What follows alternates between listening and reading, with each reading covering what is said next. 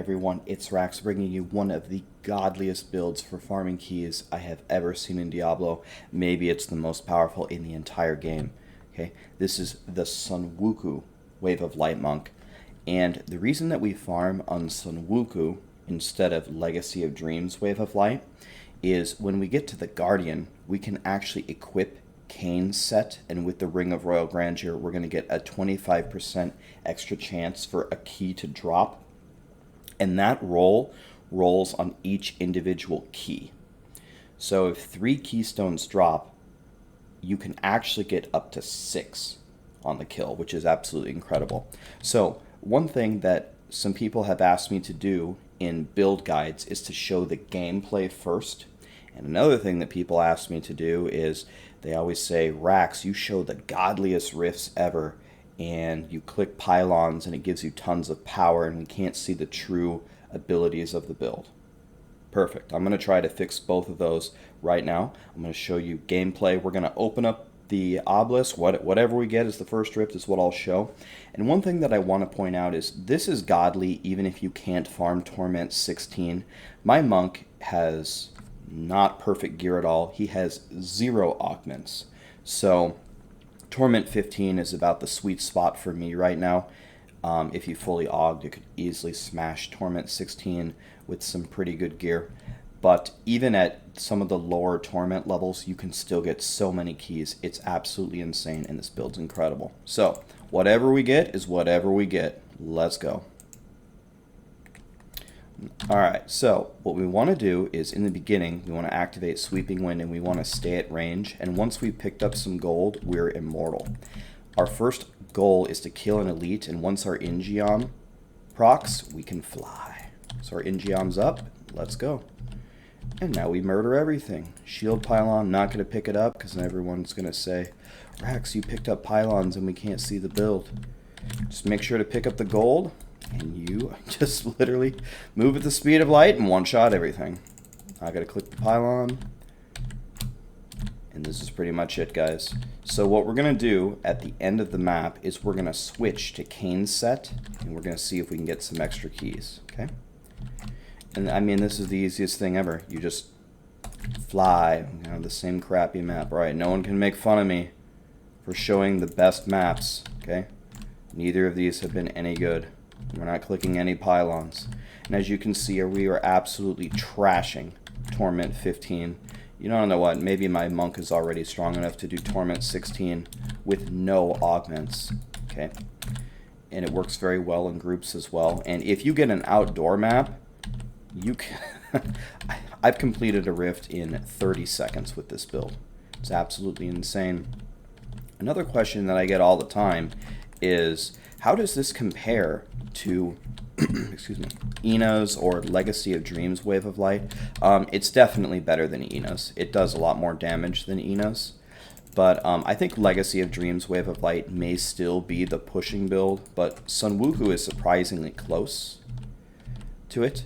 And really all we're doing here, guys, is we're keeping up our Sweeping Wind stacks just in case we don't hit mobs. Okay? Breath of Heaven makes us move faster. I'm doing a terrible job of spamming that. Instead of Breath of Heaven, you could also take Serenity to keep you alive when you're first starting. But finally, we're on an outdoor map, and just watch the bar fly. It's just absolutely incredible what this can do. It just clears the entire screen over and over and over. Okay, here we go. We're about to spawn the Guardian. Put on Kaioshiru's and the Cains, as I'll explain in the guide. And here's Orlash, and he's gone. Dang, we didn't get any extra keys, but we could have potentially got 6 keys there. I mean, this build is insane. Alright everyone, let's see how this build works. So we're going to wear 5 pieces on SWK, everything but the helmet. That's the exact setup that you want. And we'll take a Ring of Royal Grandeur to complete our set bonus. The 2-piece bonus, while we have Sweeping Wing active, we're going to take 50% less damage. We're always going to have it up, so that'll be lovely. We don't really care about the 4-piece. And the 6-piece, Wave of Light damage is going to be increased by 1500% for every stack of Sweeping Wind that we have. It's what's going to let us do all of our damage. We're also going to wear Captain Crimson's belt and boots. It's going to give us massive CDR and a big damage increase. This set is crafted and you get the recipe from doing bounties. I've heard of some people needing to do sometimes multiple sets of bounties if they have bad RNG, but that's where to get it, and you're going to want to craft these pieces. In general, for the entire build, we want all the usual suspects. We want cooldown, attack speed, crit hit damage, and crit hit chance. Okay, and we want to augment everything with dexterity for additional damage. Starting with the weapon Ingeon, when we kill an elite pack or a goblin, our cooldowns are going to be up all the time. It's going to let us spam Epiphany and Breath of Heaven and Dashing Strike to move around everywhere. And like we talked about, we want damage, attack speed, and cooldown rolls on this. Vengeful Wind is going to increase our maximum stacks of Sweeping Wind by 7. Combined with the 6-piece bonus on SWK, it's going to make us do insane damage. And we would like the same rolls as the Ingeon: damage, attack speed, and cooldown. On the boots, we want Dex, Vite, All Resist. It's key for this build because Dexterity gives monks armor, which means that we're lacking All Resist, so anytime we can get an All Resist roll, we will definitely take it. And we absolutely want the Wave of Light roll on the boots for the additional damage. That's the most important roll here for this piece. Similar story on the legs. Dex, Vit, and All Resist is what we want, and we're going to be socketing with emeralds for additional damage. Avarice Band, we need this ring because it's going to pick up all the gold for us, which is going to make us immortal, combined with the gold wrap in our cube and the Boon of the Hoarder gem. Boon of the Hoarder is going to spray gold everywhere. Avarice Band is going to pick it all up, and gold wrap in our cube says on gold pickup we gain armor. It's going to make us immortal. Okay, so that's why we take Avarice Band. And another thing is, as you're flying forward, it's kind of hard to pick up everything. It just makes life way easier.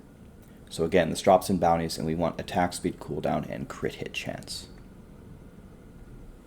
Ring of Royal Grandeur, we need this to complete our Captain Crimson set and our SWK set, and on the Rift Guardian, our Cains set, it lets us wear one less item and still have all the bonuses. Unfortunately, Ring of Royal Grandeur rings can't roll very well, so the best combination you could get would be Dex, attack speed, and cooldown. Should also mention that we take Zay's Stone of Vengeance because we're usually very far away from the monsters. At max level, it's going to give us 80% damage increase, and there's a 20% chance to stun enemies. Helps with survivability. SWK's Paws will take the Quadfecta here. Probably no surprise there, big damage. On the SWK's Shoulders, we're really looking for the CDR roll. That's the most important thing. The area damage gives us some additional damage, but if you got life there or armor or All Resist, that would work just fine as well. Zokrin's Gaze, this is the one piece of our SWK slot that we give up because it can roll Wave of Light damage up by 150%. So we absolutely must take this. It's incredible. Dex, Fit, and crit chance is what we want, and we'll take a diamond in the helmet for additional CDR. The armor, same story as before. Dex, Fit, and All Resist, no surprise, socketing with emeralds. SWK's Amulet. Fire, crit, if you can get it. It's not the easiest item to get, but that's what we'd like ideally, and we'll take Bane of the Trapped here. Pintos Pride, we get fire elemental damage, and we have crit chance. Wave of Light slows the enemies, and that's going to proc our Bane of the Trapped. Was talking with a bunch of monks on my stream, and they're all under the impression that the slow applies before the damage, which is what's going to proc our Bane of the Trapped if we're attacking multiple screens away. And it's going to make us do 150% more damage. It's just another insane multiplier. So Fire, Dex, Vit, and Crit is what we want here. For the skills, Epiphany is going to increase our spirit generation, and it's going to let us dash forward all the time with our attacks. That, combined with Dashing Strike, we're going to be able to move everywhere. And we're going to take the Insight rune to have our spirit regeneration come back up so we can spam our Wave of Light. So I like Breath of Heaven Zephyr. It's going to make us run faster. I just like to blaze through the rift.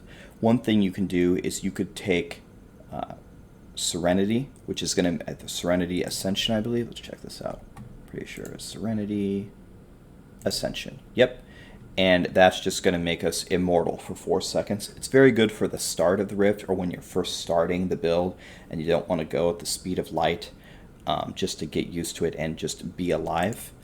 But once you get comfortable, I think Breath of Heaven Zephyr is a better option just to move faster. Okay. Dashing Strike, Quicksilver. We take Quicksilver so we can have 3 charges. It's going to let us dash everywhere. Mantra of Conviction is going to give us additional damage, and Annihilation again is going to give us more movement speed. Wave of Light, Explosive Light, the fire one, that's what does all of our damage. It just blows up the entire room.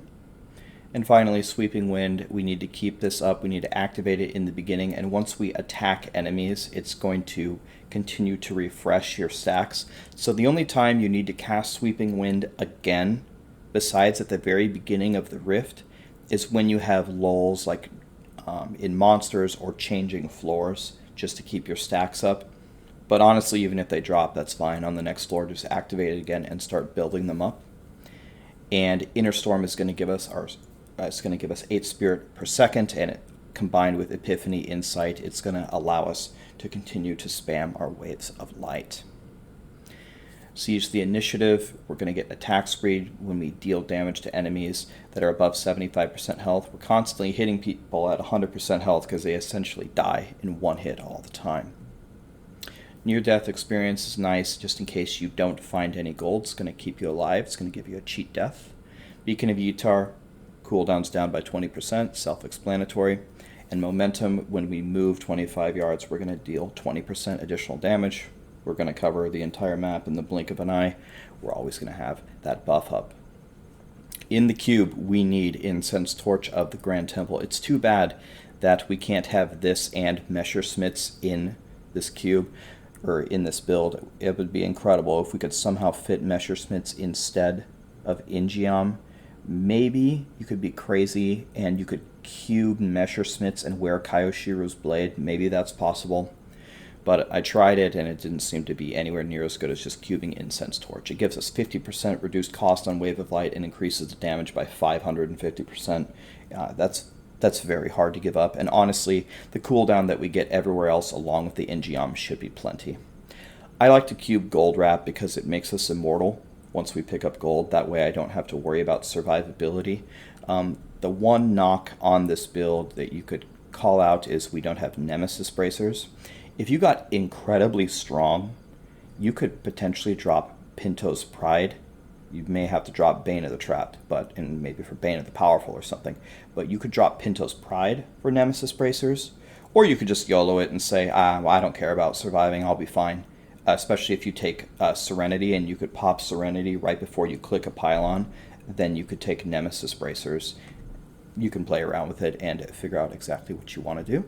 And Squirt's Necklace, as long as you don't take damage, you deal 100% additional damage. Honestly, once you have everything up and you have your 10 Sweeping Wind stacks and you've picked up some gold and you have your Ingeom procced, if you dash forward and immediately follow it up with a Wave of Light the way that you were seeing me do in the video, nothing can ever hit you because you just blow up everything before they can even see that you're there. Okay? For the Paragon points, max your movement speed first. Remember that the movement speed on your boots combined with your Paragon points can only total 25. So if you have 10 movement speed on your boots, you only want to put 15 into movement speed. And then I'd like to put into max spirit just for quality of life, just so my spirit doesn't ever run out, but this may not be needed, and then pump all the rest into dexterity for more damage. This is not right.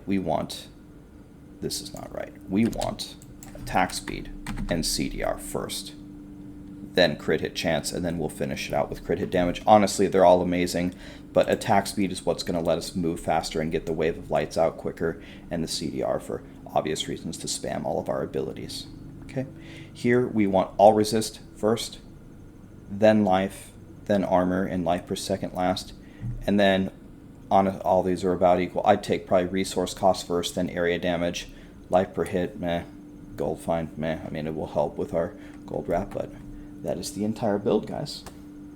One more thing I need to show you. What do you do when you get to the Guardian? You switch 3 items, okay? You switch Ingeom for Kaioshiru's blade. The reason we don't need Ingeom anymore is we only have 1 life left to take. And Kaioshiru's blade is going to give us a massive damage increase, and especially if the Guardian is the only one that you hit. So we're going to swap Ingeom for Kaioshiru's blade. I don't even have an ancient one, but it still does massive damage for me. And we're going to put on Cain's boots and helmet. So we're going to lose the Sokrin's Gaze, and we're going to lose our Captain Crimson's buff.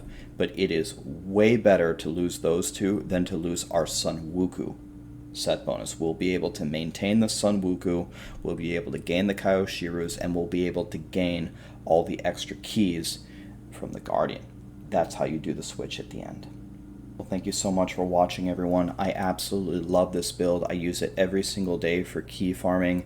I think it's the highest keys per hour build I've ever used in all of Diablo. So I hope that you give it a try, and I hope that you like it. One thing that I'd like your feedback on is I put the gameplay at the beginning, and I just opened whatever random rift that we got, and we didn't click the pylons. Is that how you guys like this information to be presented? Or if you have any other ideas, I read every single comment that people leave. So if you have any criticism or constructive feedback for me, I will definitely implement it into my videos. Thank you so much. Many more videos are coming, and I wish you guys the best of luck in Season 18.